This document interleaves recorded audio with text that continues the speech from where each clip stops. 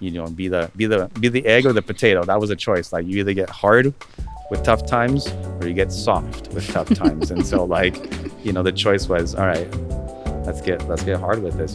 So you were the egg. I was the egg. Okay. Welcome to this very special episode of the show. I'm co-founder of Civil. We've been doing this for like 10 years, which is crazy to think about. In November, we're going to hit 10 years, which is Congrats. wild. As a storefront. Milestone. Prior to that, we were doing like coffee carts and we were traveling through the city. And it was an exciting time. It's still exciting, but like it's definitely evolved in terms of what our purpose is and why we get up every single morning. And like that's really exciting to think about. I mean, it was exciting when we were doing carts because like one of the challenges was that when we were kind of sharing the price structure of what we would do to like someone that was having a wedding per se, they would obviously give enough budget to their food and catering because that's primary. You got to feed your guests. And then alcohol, that's kind of a pretty important like pairing to the food. And then if you have extra money, then like there's all the other stuff. When you would go onto a movie set, the budget was there. They also understand that like a shot takes X amount of time. But before that, like you have crews before, you have crews after. And so like they understand what craft services looks like. And so that conversation was so much easier to have. And like being able to be on set was much easier. And that conversation was so much more facilitated because they already know the context of like doing an event or being off site. Do you have any fun stories from that time? Any like celeb sightings or interesting people you met? All of it was actually super focused on what was not an event, but we got to be at the Beats by Dre offices at like the prime of when like Beats was like really taking off. And like they had just put a new facility at Culver City. And that was sort of like the place where they would host everybody. Jimmy and like sometimes Dre would be there, and like they were like quick sightings, and we were in like a different portion of not the coolest part of the building. We weren't that cool, but like they would send people all the time and just like, yeah, go get coffee downstairs. And like, did you remember his coffee order if he did? So I imagine that he drinks a cappuccino. Yeah. Then at what point in the coffee cart days do you go, we want a brick and mortar, we really want to have our own thing? And what's the journey to get that? Because we're sitting here for the audience and the people that are listening and may not be able to see us in this really beautiful space in Highland Park. A decade of this location, which was like the flagship location, which is really a remarkable feat as well that you guys have withstood. Crazy. Look how full this place is. You guys are doing great, like doing great business. But no, a little bit about the journey to like get this place as like two brothers with a dream who are wanting to open a brick and mortar in a very competitive market. Yeah. I mean, it was always the dream. We always wanted a place where people could come. Having a cafe essentially on wheels meant that you have a hard time building regulars because you're always migrating. And there's something romantic to that and like seeing new faces and like we were also doing carts in the time when like food trucks were a thing and like really popular. So people were definitely chasing that new hot food drink thing that was happening.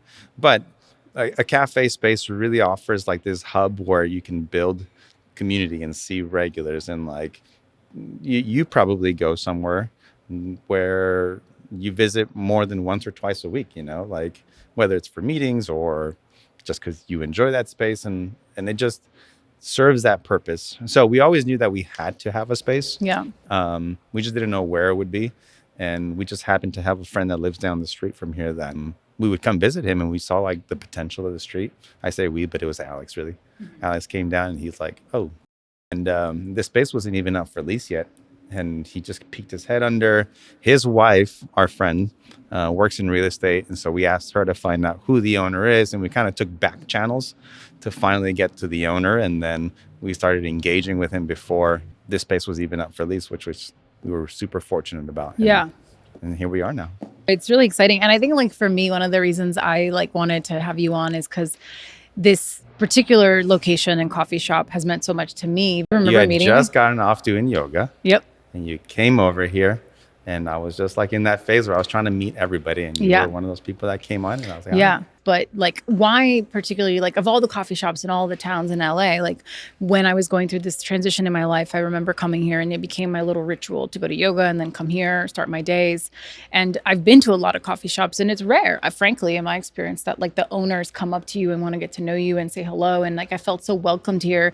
And throughout the years, even though I've moved further and further west from the coffee What do we do shop, to you? the Studio That's City right, location, but like, whenever I'm looking to just have that space for myself to think and write and just enjoy an hour to myself, like, I always come here. Even though it's like a drive, I'm like, it just feels like home, you know? Those are the kinds of experiences that we hope to achieve, where it's like we can create that special place.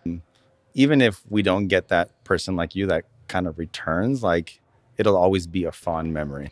Like, we have a couple people who have kids who I've literally seen from like being born to like You 8 were years there old when at they were this point. born? Yes. Damn, you're so I was close. in the labor room. I was just like, Just like bringing them coffee. hut, Let's go, cappuccino, and give me the baby, right? right bottle. I had the milk ready.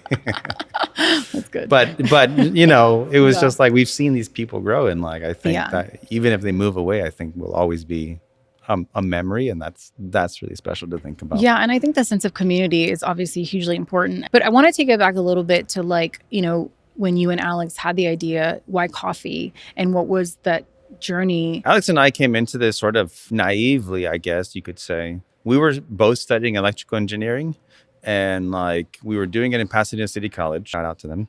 And then Intelligentsia came down the street. It was on Colorado. So like, I had heard that there was like this great coffee company that came into the city, and like, I was excited, but also kind of like, but coffee's just coffee. And then I went to go try it. I had an espresso shot, which I never order, but it was like one of those moments that lives in your mind forever. It was like, I felt like the room blacked out and it was just me and that coffee. It was crazy, right? And I was like, what the? Like, I didn't know coffee could be like this. And that's what really sparked my interest in coffee.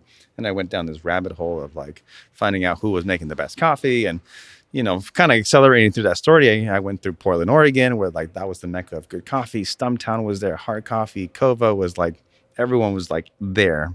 And it blew up from there.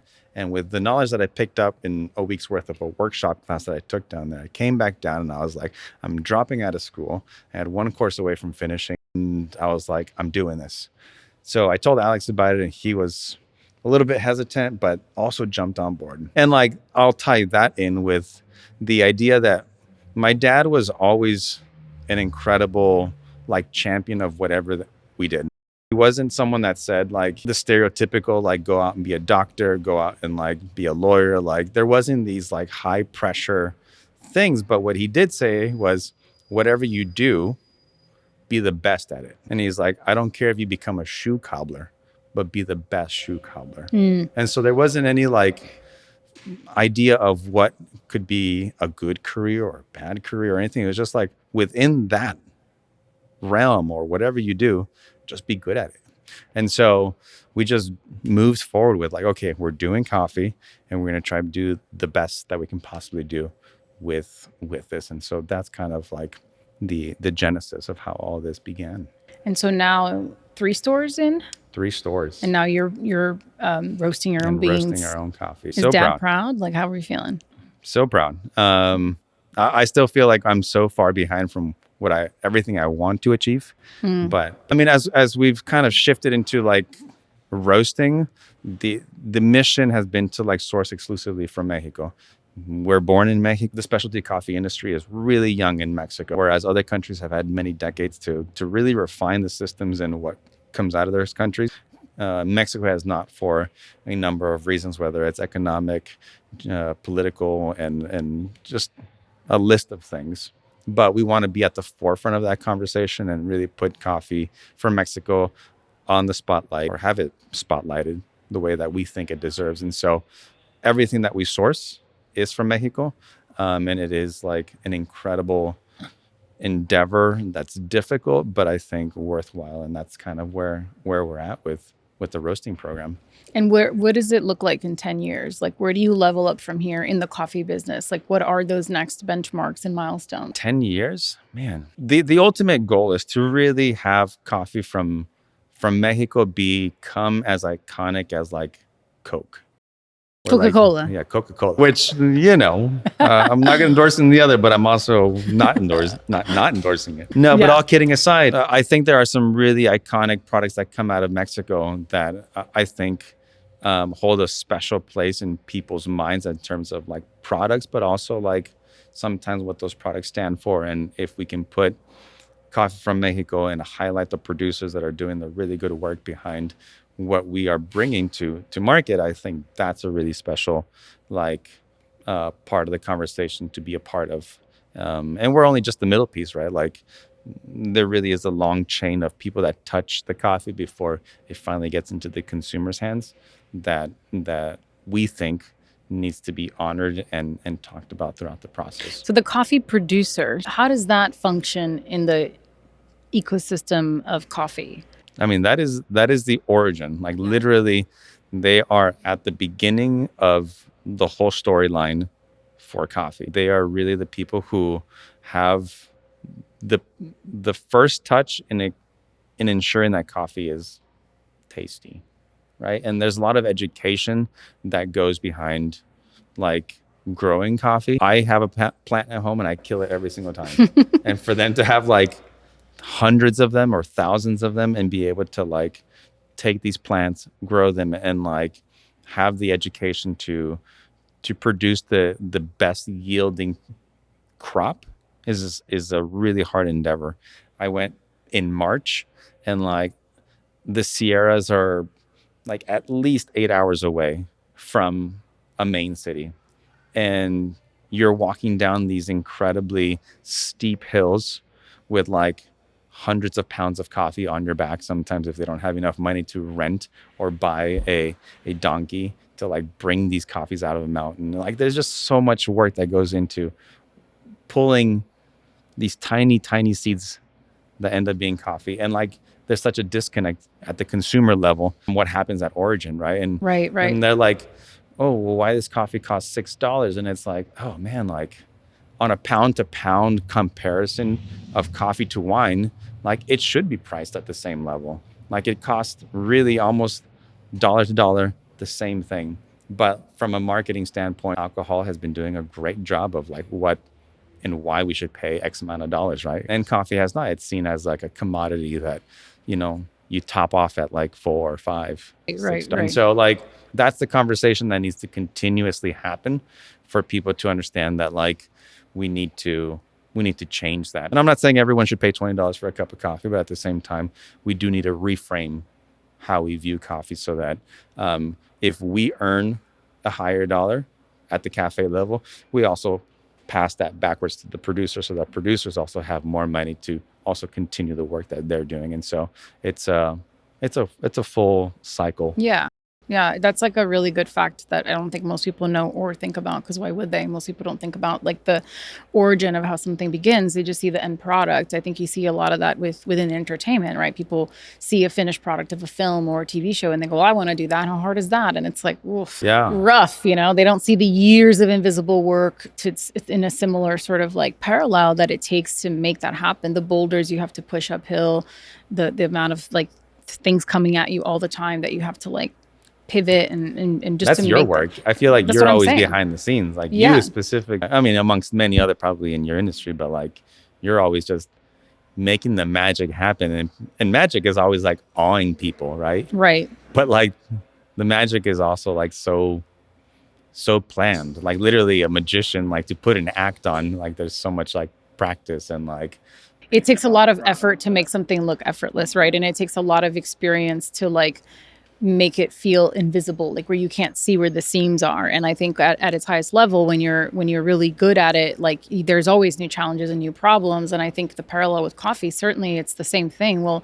you can't control the weather, so how do you still get the best crop and without taking into consideration all these external factors outside of your control? And I think in the world that I inhabit, it's a similar thing. Like you have your tool belt and your knowledge and your instincts and all the stuff that you bring to the table, but every time it's a new challenge and a new problem. And when it's going well is when you don't see how it's going. It's like Yeah. everything just flows, and when it stops flowing, that's when people are like, something is off, and that's like you have to identify that problem and fix it before people are even aware of it.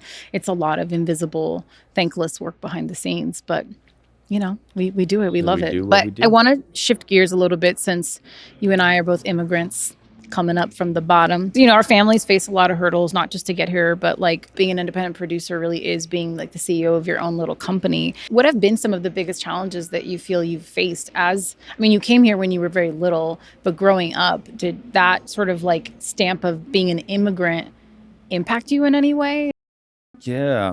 I think I feel really lucky. I don't think that I was impacted as much as my brother sometimes expresses that his, Older, because right? he's older than me, Yeah. and I don't know if that age gap and how my parents like express their sentiments with their firstborn maybe impacted him. For me, it was like pretty blind as to like what my status was until I finally had to get out into the real world. And that realization came when I wanted to be an architect. Like that was my dream. And when I realized that I needed a social security number to like get a license, and I, asked like, Dad, where's my social security number? And he's like, well, you don't have one. And I was like, well, what do you mean?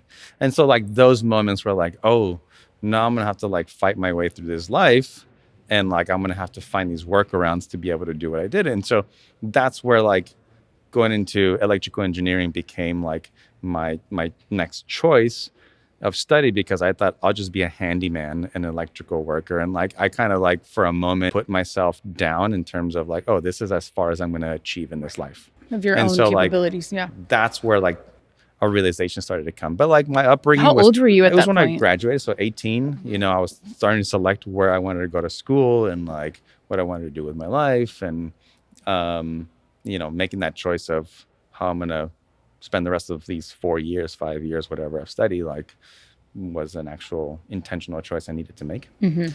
Yeah, that was the difficult part, and it became real, that like my next 4 or 5, I don't know. At that point, it was invisible how long I would be in that status for. It was going to be a challenge. Like I needed to find different ways. Yeah, the mental fortitude at that point needed to like really get strong. Be the egg or the potato. That was a choice. Like you either get hard with tough times or you get soft with tough times. And so like, the choice was, all right, let's get hard with this. Let's So you like, were the egg. I was the egg. Okay. I got hard.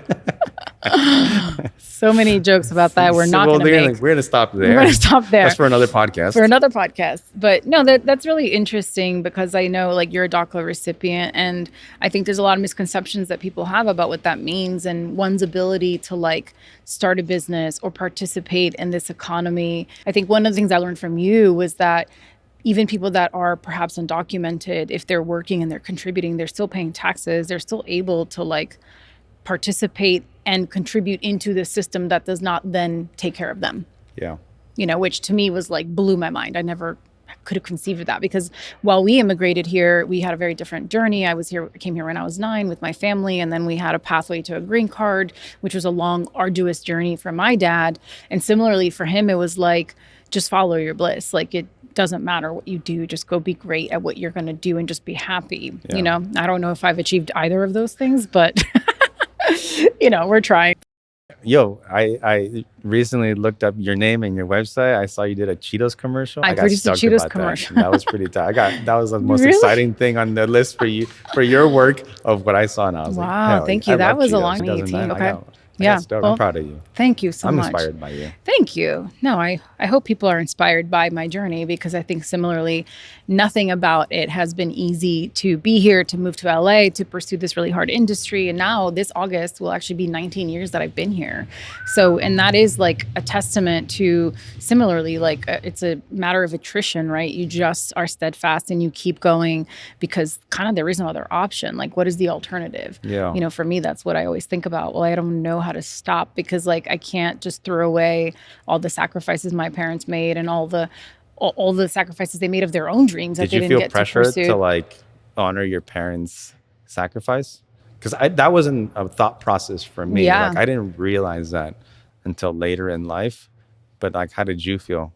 For sure. I think like when I was moving out here and my parents like refinanced their house so I could come study at like an acting academy. You know what I Pressure. mean? Like it's pressure to go, Yeah. hey, like, you know, you really got to deliver on this and we believe in you. But like, I don't come from wealth. And so every decision that has been made for me to pursue something, at least in those first years, right? Like I'm not financially afloat. I was like they were still helping me kind of get my foot in the door and stay afloat here. But after a couple of years, it was like, well, either I go and make it happen for myself or I move back home. And that's not an option. And that's kind of when I shifted into producing. And I was like, I need to take control of my career and I cannot be at the whimsy of a market or of someone liking me or not liking me or how I look or if I was like Latina enough, which was something I heard a lot in those early days. I wasn't Mexican looking enough was the sort of Yeah. like code, you know, I wasn't brown enough and I wasn't white enough. my I was this gosh. like in between thing. Sure. So, you know, that was like really trying. But I think as you get older and you start to realize like my parents also had dreams and also had things they wanted to achieve that they never got to do because they fought to have this life so that we could not have a ceiling on our dreams. And so for me, then I take that very seriously. And when I have my down days and I get like really discouraged because the entertainment industry, of course, then I chose one of the hardest paths. And it's like, constant, it's like tectonic shifting all the time. It feels like you're on a roller, like my metaphor is like I feel like I'm on a constant roller coaster that has like these really exciting moments, but half of the time I just feel nauseous and I want to get off and then I can't. You know. And then when I get to the end of the ride and I want to tell the guy like no more, he's like, and we're going again, you know, and you're like, fuck, okay, so we're going up and it's exciting, and then you go down and you're like, wee, and then it's like, now I want to barf, you know. It's kind of how I feel like this industry is, but you just, I don't know, keep doing it. So yeah, short answer, long answer to your question. I definitely felt that self-imposed pressure because my parents never sat me down and said, look at what we sacrificed for you. You know, I created that narrative for myself. That's good parenting. Yeah. And I think that's part of why I think I've been like as ambitious as I've been in my life. Cause I feel like I really got to make something of what they have given me, you know? I think you're doing a good job of like, thank you. And it brings up this idea of the American dream. And when you're an immigrant, what does that dream even look like? Did you ever have an American dream? And do you feel like that has shifted? Yeah, I mean, you know, I don't know if I thought about that house with the white picket fence and that whole thing, but I did think about it from the architectural standpoint. Like I thought I would be an architect and then one day I would like build from the ground up. And that still seemed like a really exciting potential and possibility for me, not because I have the money to go do it tomorrow, but it's just like something that I still get excited about thinking about. It's like one day I'll be able to do that. The reality is that like my generation, the millennials and Gen Z are losing a little bit of that hope, and like there's definitely like their hopes around that is being chipped away. I don't know if I'm chasing it as hard as I once was either. I think part of that is like the discouragement that I see with like today's politics and what's happening around the country that makes me feel like sometimes I think that retirement is in Mexico for me. And it just feels like a coming home story, but also like it just feels more right as like I get older. And so the American dream is not here for me. And you actually just went to Mexico for the first time, like recently, right? So, I mean, that's like, talk about that. That's like a trippy life experience to get to see the place you're from later in life like that.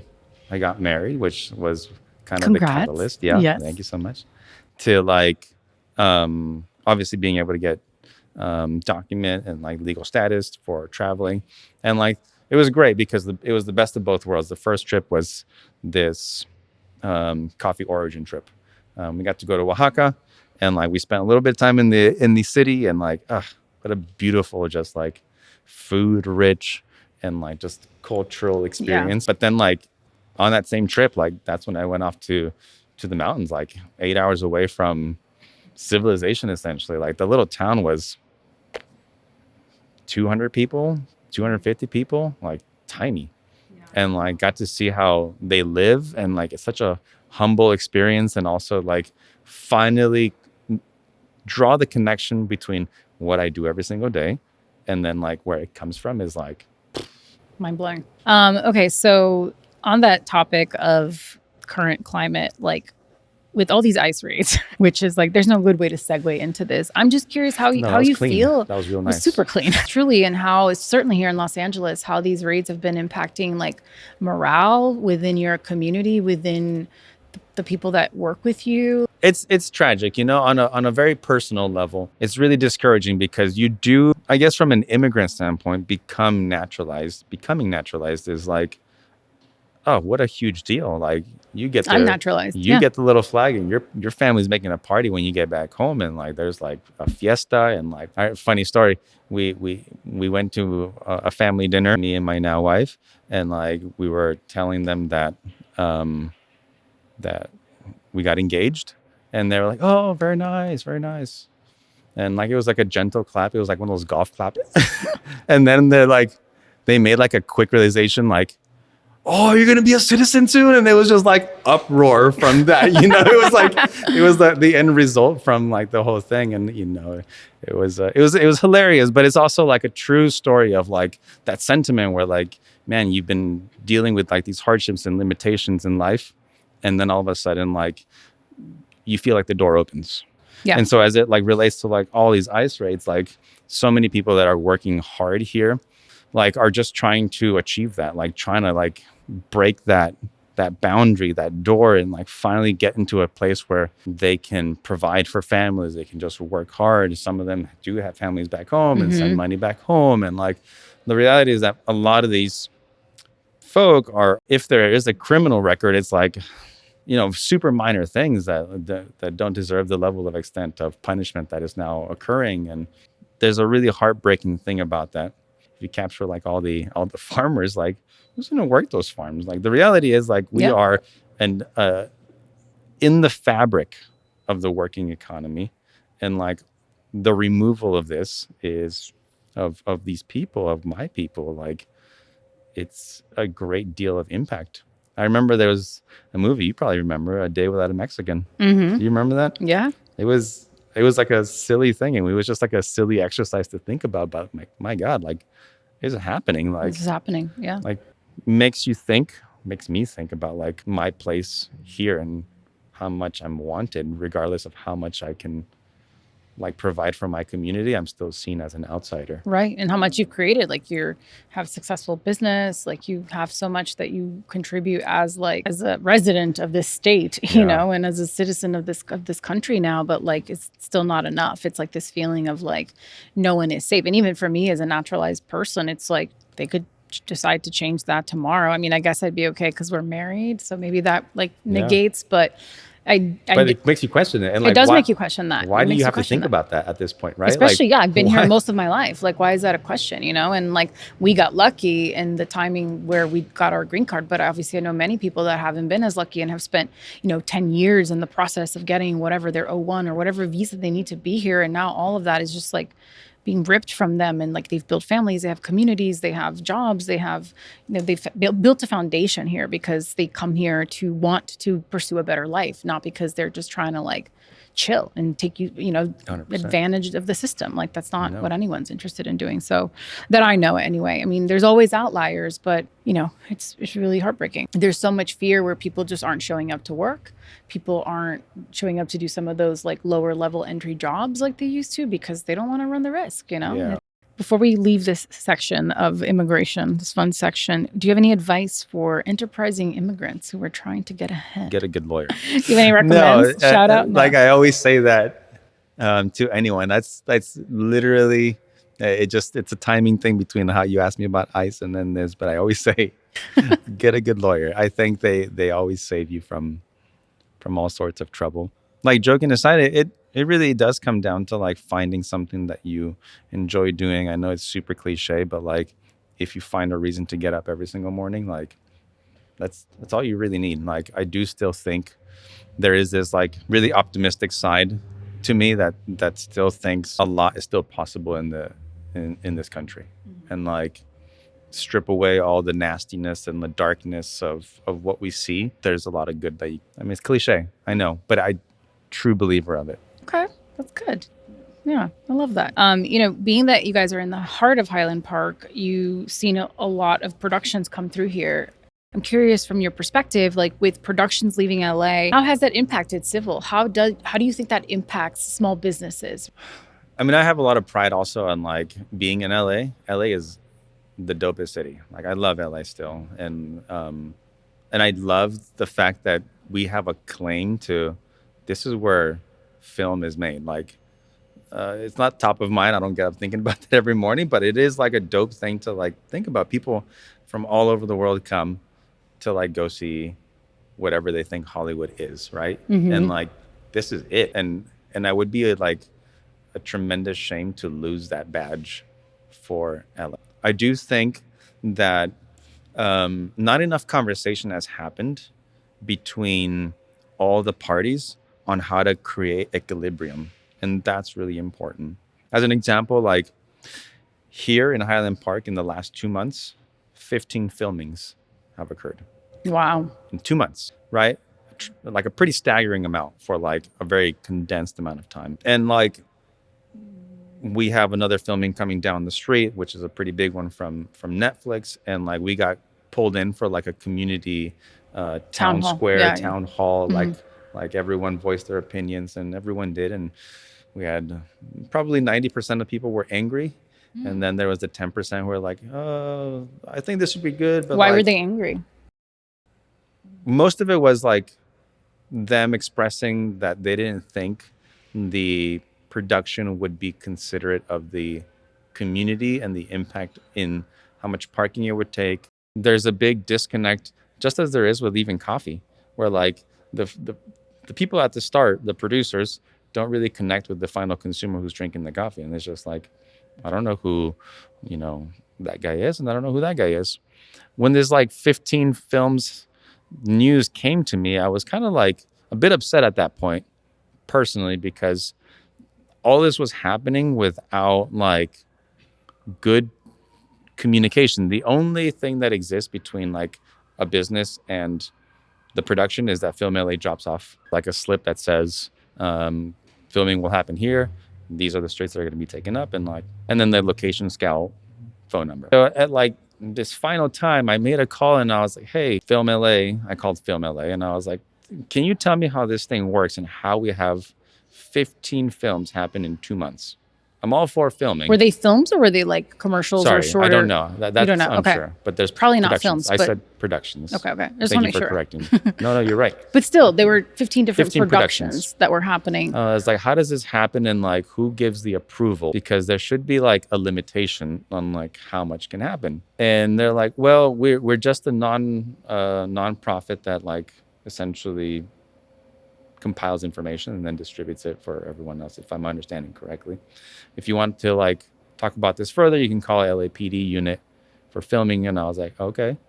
So I call LAPD unit, and then they pointed me in like the direction of the location scout. So I called the location scout again, and they were all kind of pointing fingers at each other. Where like, we only take care of this, we only take care of this, we only take care of this, and there isn't like an integrated like form of like tying everyone so that I think a great outcome can happen. And this is not just the film industry. Like if I'm trying to post up a cafe space, like I'll go to the health department and they'll be like, go to building and safety. And then I go to building and safety and they'll point me in like in another department. And then they point me back to like health department. I'm like making this like circular situations, right? Until like I have two phones at the same time, and like that finally creates like some motion, right? And so like I think once something gets large enough, I think it becomes really hard to track. But your point is that you tried to have clarity and no one really was able to give you a clear, concise answer as to who is actually sitting there approving that it's okay for 15 different productions in the span of 2 months to like take up parking, inconvenience neighbors, potentially get in the way of business hours, even though you're open. Like it still deters business. I know we've talked about this. I know I called a bunch of people and they were all sort of like, look that way, look that way, look that way. And so it was really frustrating not to be able to find like the bottom of this thing. It was just, I was left in sort of this weird space of like, I don't know. Just a non-answer. A non-answer. You were just sort of like, all right, back in purgatory, essentially. Purgatory. Yeah.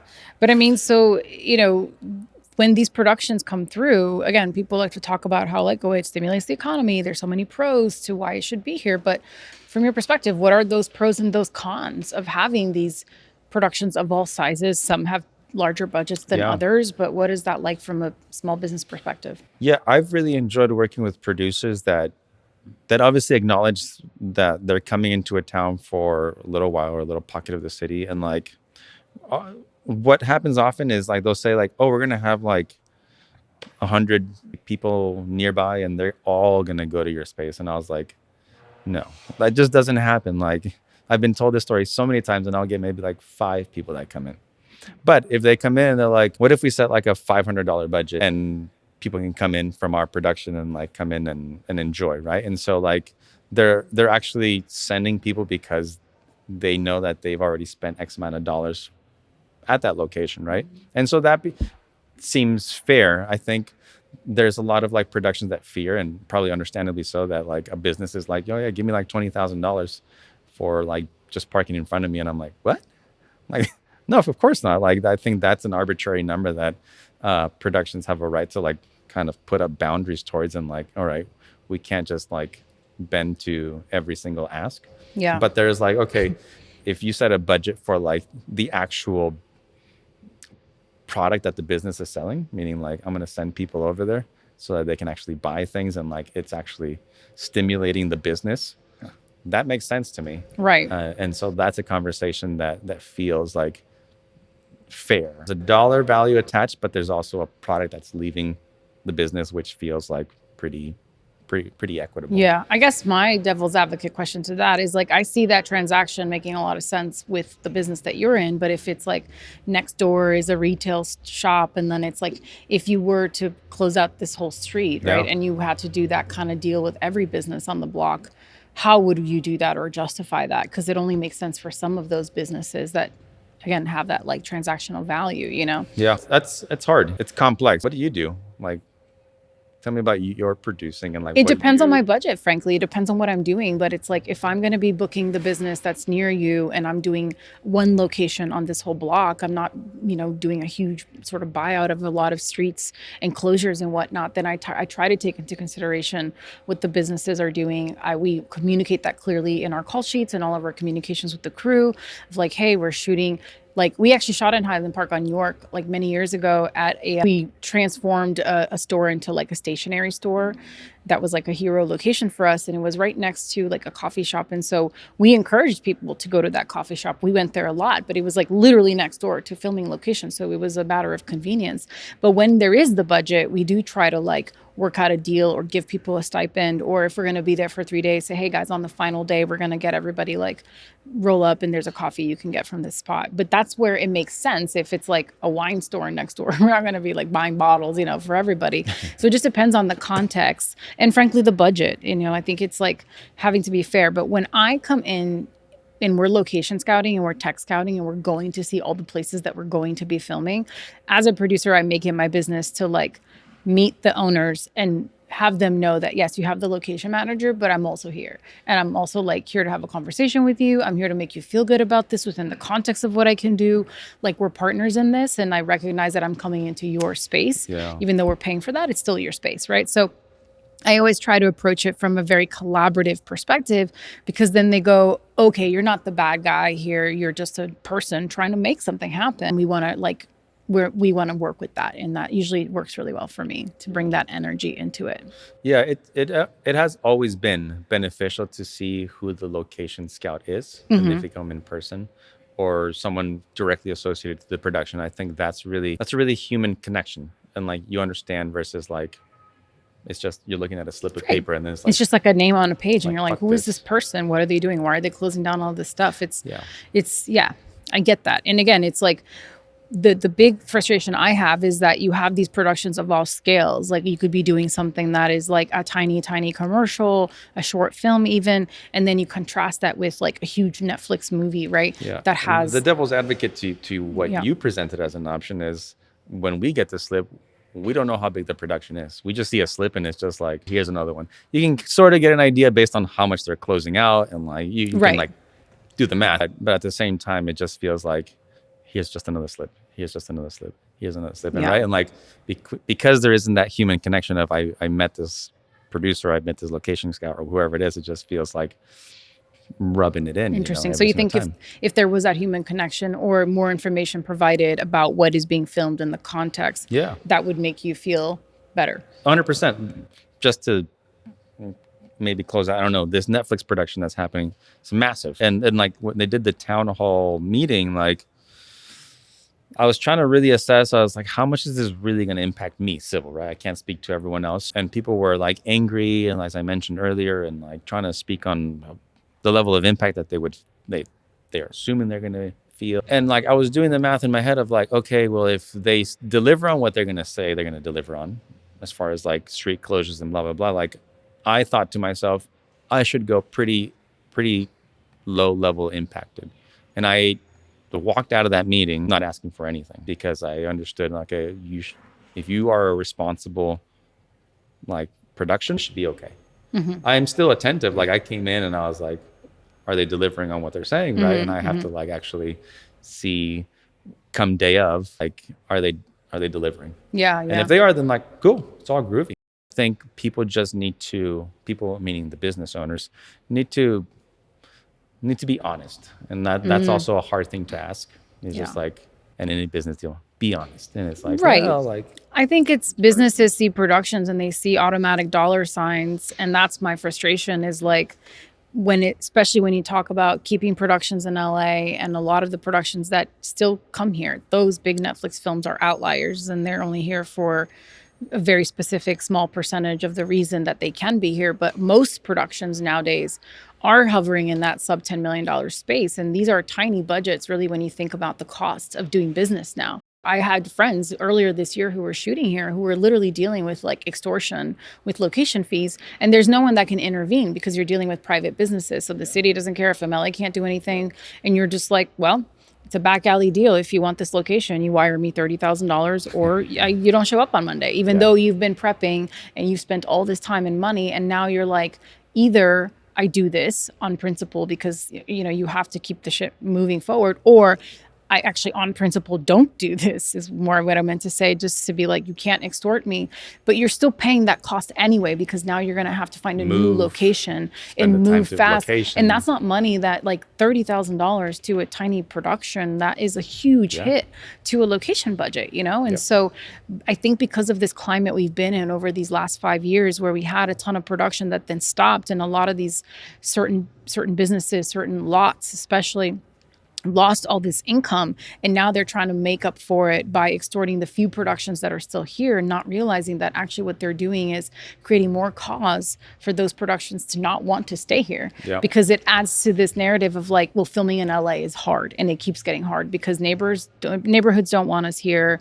Everyone is inconvenienced. Everyone wants you to pay a couple $100 to park a generator near their house or to inconvenience them, and it's like, yes, but also like, and no, you know what I mean? It's like, I don't know the solve either, and how we rally like the community beyond just filmmakers and the filmmaking community, so that people actually feel excited by having a production come through their town. What I would say is that there needs to be a case study of like what filming is doing in new cities, right? A lot of filming is moving to Atlanta and like, these whatever parts of the country, and like this is like a fresh start for the film industry. It's like, okay, how do we approach these communities so that we don't end up like saying yes to all the $30,000 fees, and then it becomes like word gets around this. Well, no, these new communities are generally so excited that that's why people leave. It's like, oh, you need a coffee shop? We'll shoot in here for free. Yeah. Or like pay us $100 or just buy some coffee, right? Because they're just so excited to have like production there. But that's going to happen at the beginning. Once you have once you get that volume, you're like, okay, this is exhausting. Now there's got to be a price point. It's complex. Yeah, it's complex. And I know you don't have the solve, but I think like I sit in so many groups and conversations around people that are so insular into my industry. And I'm always fascinated by perspectives of folks that are not necessarily in it, but are tangential to it. Yeah. So, thank you for that. Okay, so we're moving on to the martini. Okay, wait, ready? Cheers.